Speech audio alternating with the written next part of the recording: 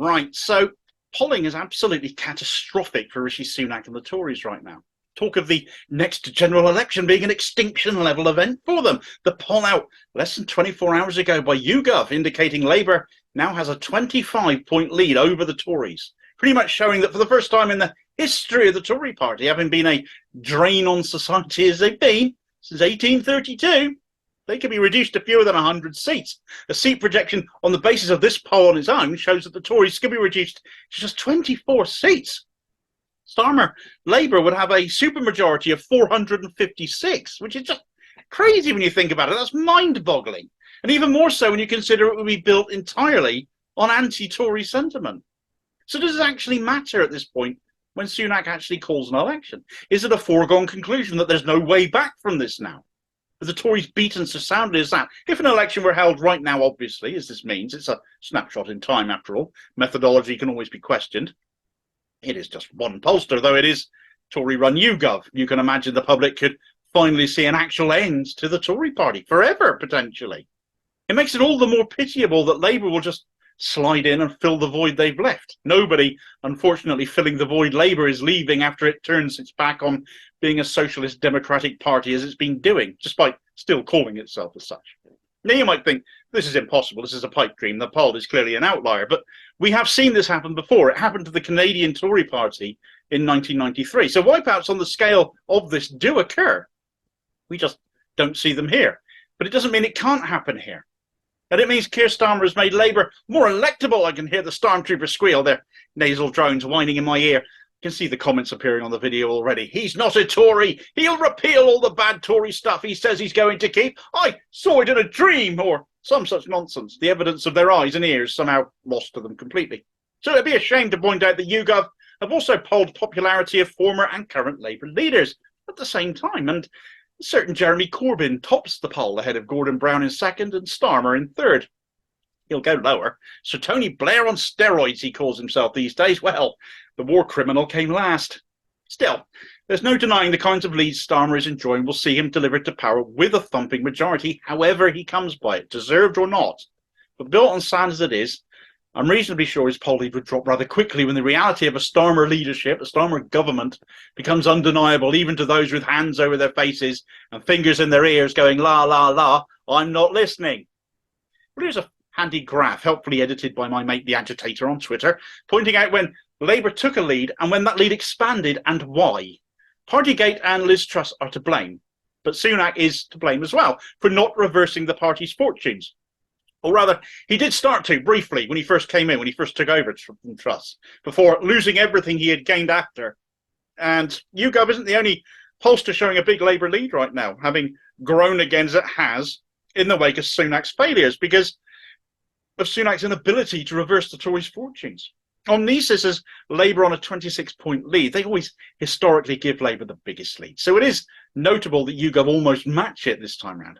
However, BMG out late last night, since the YouGov poll, saw Labour's lead drop slightly to 14 points. Electoral Calculus, who amalgamate all of these pollster results and findings to give us a trend, still only give the Tories 85 seats in the next general election. So the party truly is in a weaker position than historically it has ever faced being in before. And it should warm the cockles of your heart to see a Tory party this rancid, this far right as they've gone, collapsing as it is. Let's set aside Starmer here, though. I can criticise him all I like in another video another time. And I will, you know I will. This video is about the next general election and when to call it. Is there a good time? Rishi Sunak has made his position all the weaker, having done the Gordon Brown thing, as I like to think of it, in that he became Prime Minister without a mandate, save the one that he basically inherited from Boris Johnson.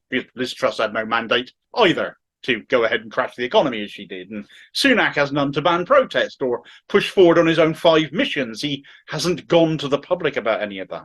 We saw Gordon Brown get punished for doing likewise, for not going to the public. He lost 97 seats in the general election of 2010, largely due to not having sought a mandate of his own earlier, which he ought to have done. He was in a much stronger position when he first took over from Blair in 2007. He should have called it then. But he suffered from the global financial crash in 2008, having not done so. Something, ironically, the likes of Rishi Sunak as an investment banker at Goldman Sachs would have had a hand in bringing about. But of course, the media was all over this and blaming Labour. And of course, this Tory government, since they came in 2010, spent pretty much the best part of the last decade blaming Labour for that. And Brown also, during the election campaign of 2010, had massive issues speaking to the public. Bigotgate, for example, you may well recall Bigotgate very badly handled an altercation with a Rochdale pensioner called Gillian Duffy, which you might recall, who questioned him on immigration and debt, and he fluffed it because he was awful when put on the spot, much like the current Labour leader is awful when he's put on the spot. Anyway, back to Sunak. He's made the same mistake, although you can argue there was never a good time to seek a mandate himself after Liz Truss's economic idiocy. Not that she's contrite in any way, of course. She still thinks she was right, even as she doubled or trebled your mortgage repayments or your rent. Not your vote she was ever chasing, really, was it? She doesn't care about you, but then Tories basically don't. Reversing the party fortunes is what Sunak needed to set about doing, but he mishandled everything that ever crossed his desk, usually by running away from his problems. One of the biggest criticisms that have been levelled at him, and especially is being levelled at him right now, is him being missing in action. He ran away from Partygate when it was flaring up again. He ran away from the Dominic Raab bullying scandal until he had no choice but to act. He left him in post. He ran away from Nadeem Zahawi and his tax scandal, not suspending him either, just as he did with Raab until it was too late and he'd left himself in a weaker position. Let's have a bit of a rundown of some of Sunak's greatest balls-ups here. Turning his back on climate change because he isn't interested in it and losing a minister over that. Consistently losing court cases over his obscene Stop the Boats bill, as well as court cases regarding Boris Johnson and his WhatsApps and his diaries, because they are utterly distasteful and rancid. Failing to deal with inflation, allowing the Bank of England to keep impoverishing us all when we need money to spend to grow the economy, one of his missions. And he needs to raise taxes on the wealthy to actually get inflation down, which is another one of his missions. His 5 missions, in fact, are all failing. He allowed Boris Johnson's resignation honours list to pass. He still managed to upset his supporters regardless, though, as Johnson quit, seeing loyalists trigger by-elections in their wake. By-elections Sunak is pretty much guaranteed to lose. For example, in Selby and Ainsty, a seat the Tories have held since it was created in 2010, but an area that, outside of the Blair years, had been completely Tory too. Labour has a 12-point lead going into the by-election there being held in 12 days' time. The Tories had a majority there at the last election of more than 20,000. That's how bad things now are for the Tory party. And honestly, I so want to be excited by this, and a part of me cannot help but enjoy the implosion I am seeing, that I want to see the Tories destroyed to a point they will never recover from it. But I can't be encouraged by what I see of and report about the current opposition. So what is Sunak to do? Does it really matter anymore? I don't think it does. For a long time, I've thought, well, maybe the polls will tighten. Maybe because Starmer is such a poor public speaker and has lied so much that Sunak wouldn't actually find it too difficult to challenge that. The polls could tighten because of that. But factually, there is so much failure on Sunak's part as well now that I just can't see it making the dent I thought it once could. And I think Starmer will get a majority, potentially record-breaking. People will cheer, and I totally get that. And the looks on the faces of people like Rishi Sunak or Ian Duncan Smith or Jeremy Hunt or Michael Gove or Suella Braverman as they collapse will be worth its weight in gold. But will anything functionally change with a Starmer-led government? Polling right now is catastrophic for the Tories. They're going to lose every by-election. There's 5 on the cards at this point in time, 3 of them coming up on the 20th. The results of those will give us a pretty solid view of where both the Tories and Labour are heading at this moment in time. Nadine Dorries' mid-Bedfordshire by-election is yet to happen because she still hasn't formally resigned, made all the more distasteful because the blasted woman hasn't spoken in Parliament now for over a year, while still collecting the salary. And a 5th is on the cards due to the all-too appropriately named Groper MP Chris Pincher. They've finally gotten around to dealing with that scandal too. Faces a potential trigger ballot due to his likely suspension from Parliament. So now will not do for Sunak in calling the election. There's too much damage going on still. But how much longer can he string things out? And how much longer is it worth him stringing things out? Well, he's got until January of 2025 by law to call one. But if he waits until then, he'll have really played the coward's card. He'll have run away from it for as long as he possibly could. Still, That said, a winter election favours the Tories. People are less inclined to go out in bad weather, and putting as many people off as possible from voting has been Tory policy for quite a while now, hasn't it? Not least with the voter ID requirements. They know doing this will put people off, and disproportionately not their own voters, driven by a sense of self-servitude and greed, as so many of them are. I can't imagine why else people vote for them unless you're rich. They turn out come hell or high water.